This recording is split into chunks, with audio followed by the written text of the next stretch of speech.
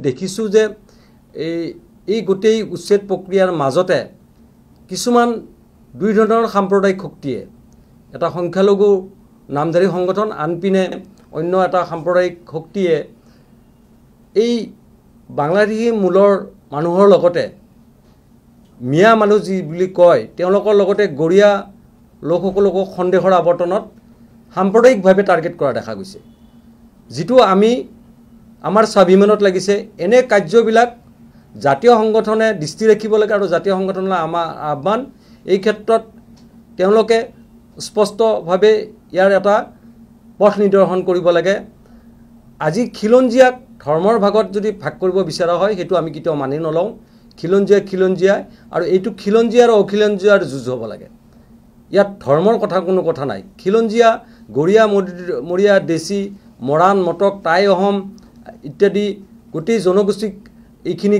এইখিনি আমাৰ খিলঞ্জীয়া আৰু অখিলঞ্জীয়া ব্যক্তিসকলক নাম লৈ আমাৰ ধৰ্মটো একে হোৱাৰ কাৰণে সন্দেহৰ আৱৰ্তনত আনি আজি ভৰলোত এনেকুৱা ইনচিডেণ্ট হৈছে তাত অলপ মানুহখিনি দুখীয়া মানুহ তেওঁলোকে তাত বহি আছে তেওঁলোকৰ মাটিৰ পাট্টা আছে তাতে তেওঁলোকে দুগৰাকী বিশিষ্ট ব্যক্তিৰ নাম লৈ পেলাই তাত তেওঁলোকক টাৰ্গেট কৰি লোৱা হৈছে ঠিক তেনেকুৱা আৰু কিছুমান জায়গাত ধৰক আমি দেখিছোঁ গৰিয়া মানে তাত অবৈধভাৱে বহি থকা বাংলাদেশী মানে অবৈধভাৱে বহি থকা পূৰ্ববংগীয় মুছলমান লোকসকলৰ লগতে আমাৰ গৰিয়ামৰীয়া দেশী লোকসকলৰ লগতে অন্যান্য খিলঞ্জীয়া জাতি জনগোষ্ঠীৰ লোক আছিলে তাত দেখিছোঁ যে পূৰ্ববংগীয় লোকসকলৰ লগত খিলঞ্জীয়া গৰিয়ামৰীয়া দেশীসকলকো নটিচ দিছে কিন্তু অন্য খিলঞ্জীয়া জনগোষ্ঠীবিলাকক নটিচ দিয়া নাই এই বৈষম্যটো আমি হোৱাটো নিবিচাৰোঁ যাতে এই গোটেই প্ৰক্ৰিয়াটো এই গোটেই উচ্ছেদ প্ৰক্ৰিয়াটো জাতিৰ স্বাৰ্থত হয় ইয়াত কোনো ৰাজনৈতিক স্বাৰ্থ থাকিব নালাগে আৰু এই গোটেই প্ৰক্ৰিয়াটো খিলঞ্জীয়া জাতীয় স্বাৰ্থত হ'ব লাগে আৰু খিলঞ্জীয়াৰ স্বাৰ্থত হ'ব লাগে ইয়াত যদি ইয়াত বৈষম্য আনা হয় খিলঞ্জীয়াৰ নামত তেতিয়াহ'লে আমি আহত হ'ম গৰিয়ামৰীয়া দেশীসকল ইয়াৰে ভূমিপুত্ৰ আজি তেওঁলোকক যদি খুব কম জনসংখ্যা আৰু আমাৰ মানুহখিনি যথেষ্ট সহজ সৰল মানুহ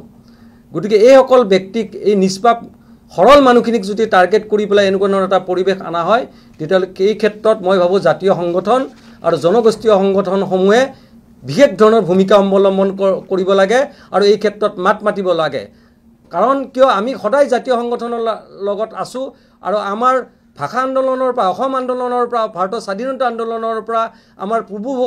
পূৰ্বপুৰুষসকলে অসমীয়া জাতীয়বাদৰ লগত আছিল অসমীয়া জাতীয় স্বাৰ্থত আছিল আজিও আমি জাতীয় স্বাৰ্থত আছোঁ কিন্তু আমাক ধৰ্মটো ইছলাম হোৱাৰ কাৰণে যদি আমাক টাৰ্গেট কৰি লোৱা হয়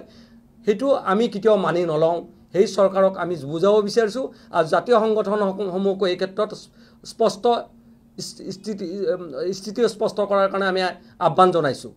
গতিকে আমি সদায় উচ্ছেদৰ প্ৰক্ৰিয়াৰ সমৰ্থনত আছোঁ উচ্ছেদ হ'ব লাগিব জাতীয় স্বাৰ্থত উচ্ছেদ হ'ব লাগিব খিলঞ্জীয়াৰ স্বাৰ্থত উচ্ছেদ হ'ব লাগিব অসমৰ উন্নয়নৰ স্বাৰ্থত এইটোৱে আমাৰ দাবী লগতে দেখা গৈছে যে যোৱা দিনকেইটাত যেতিয়া আমি উচ্ছেদৰ সমৰ্থনত আমি ইয়াত আপোনালোকৰ সাংবাদিকসকলক মাতি আনি পেলাই প্ৰেছ কনফাৰেন্স দিছিলোঁ তাৰ লগে লগে কিছুমান খিলঞ্জীয়া সংখ্যালঘু নাম ধৰি সংগঠনে আমাক টাৰ্গেট কৰি লৈছে তেওঁলোকে কৈছে আমাক বিজেপিৰ দালাল ৰাতিপুৱা হ'লে আমি সংগঠন ক'লোঁ ৰাতি হ'লে বিজেপিৰ বিধানসভাত গৈ বিজেপিৰ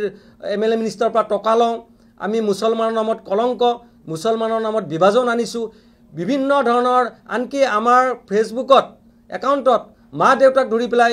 বিভৎস বেয়া গালি পাৰিব দেখা গৈছে গতিকে এনে কাৰ্য কৰা সেইসকল ব্যক্তিক আমি প্ৰশ্ন কৰিব খোজোঁ যিবিলাক সংখ্যালঘুৰ নামধাৰী সংগঠন তেওঁলোকে কৈছে আমাৰ সংগঠনৰ একো নাই আমাৰ 100জন মানুহ নাই সংগঠনত আজি তেওঁলোকৰ জনসংখ্যা 1 কোটিতকৈ অধিক আজি আমাৰ জনসংখ্যা 30-40 লাখ আজি 1 কোটি জনসংখ্যা থকা তেওঁলোকে সংগঠনৰ ৰিপ্ৰেজেণ্টেটিভ তেওঁলোকৰ লগত অবিয়াছলি মানুহ বেছি থাকিব কিন্তু আমাৰ জনসংখ্যা কম কাৰণে আমাৰ লগত মানুহ কম কিন্তু আমি যুঁজিছোঁ আমি কিহৰ কাৰণে যুঁজিছোঁ আমাৰ জনগোষ্ঠীকেইটাৰ কাৰণে যুঁজিছোঁ আমি জাতিটোৰ স্বাৰ্থৰ কাৰণে যুঁজিছোঁ আৰু সদায় আমি ন্যায়ৰ পক্ষত আছোঁ গতিকে অসমীয়া জাতিৰ স্বাৰ্থত আমি সদায় মাত মাতিম আমাক ভয় ভাবুকি দি আমাক কণ্ঠৰুদ্ধ কৰিব নোৱাৰে সেইসকল শক্তিক জনাওঁ আজি সেইসকল সংখ্যালঘু সংগঠনক আমি ক'ব বিচাৰোঁ গৰিয়ামৰীয়া দেশীসকলৰ উন্নয়নৰ কাৰণে তেওঁলোকৰ এই 25-30টা যি বিধায়ক আছে বিধানসভাত কোনোবাদিনা মাত মাতিছেনে গড়িয়া উন্নয়ন পৰিষদ লাগে বুলি তেওঁলোকে কেতিয়াবা দাবী জনাইছেনে সেইসকল বিধায়কে গড়িয়াসকলৰ কাৰণে সুকীয়া অৰ্থনৈতিক পেকেজ লাগে বুলি তেওঁলোকে কোনোবা দিনা দাবী জনাইছেনে গড়িয়াসকলৰ জনগোষ্ঠীয় মৰ্যাদা প্ৰদানৰ কাৰণে কোনোবা দিনা দাবী জনাইছেনে গড়িয়াসকলৰ উন্নয়নৰ কাৰণে গড়িয়াসকলৰ বিভিন্ন ধৰণৰ সমস্যাৰ ক্ষেত্ৰত কোনোদিনে তেওঁলোকে মাত মাতি পোৱা নাই আনকি সংখ্যালঘু সংগঠন এই যি নামধাৰী সংখ্যালঘু সংগঠন এই সংগঠনবিলাকো আমাৰ স্বাৰ্থত গড়িয়ামৰীয়া ডিচিৰ স্বাৰ্থত কোনো দিন মাত মাতা নাই সেই গড়িয়ামৰীয়া ডিচি ৰাইজে জানে আজি সংখ্যালঘুৰ নামত অহা তৰুণ গগৈৰ দিনত যি অৰ্থনৈতিক পেকেজ দিছিল 703 কোটি টকা 14খন জিলাত MSDPৰ আণ্ডাৰত 10 কোটিকে টকা দিয়া হৈছিল তাৰ এটকাও আমাৰ মানুহে নাপালে অকল 3খন ডিস্ট্ৰিক্টত সেই পইচা ভগাই দিয়া হৈছিল তেতিয়া এই কথা আমি তেতিয়াই প্ৰেছ বিজ্ঞপ্তি দি জনাইছিলোঁ কিন্তু সেই সময়ত এই সংখ্যালঘু নামধাৰী সংগঠনে গড়িয়ামৰীয়া ডিচিসকলে যে পাব লাগে তাৰ কাৰণে তেওঁলোকে এটা শব্দও ব্যৱহাৰ কৰা নাছিল গতিকে সেইসকল সংখ্যালঘুৰ নামত অকল এটা সম্প্ৰদায়কে এটা গোষ্ঠীকে ৰিপ্ৰেজেণ্টেটিভ কৰা দেখা যায় আজি আপোনালোকে জানে মিয়া পৰিষদে মিয়ালেণ্ড দাবী কৰিছিল মিয়া পৰিষদে মুছলিম ছাত্ৰ শাসন দাবী কৰিছে আমি ঘোৰ বিৰোধিতা কৰিছিলোঁ তেতিয়া সেইবিলাক কি তেওঁলোকৰ বিভাজন নহয় মুছলমানৰ নামত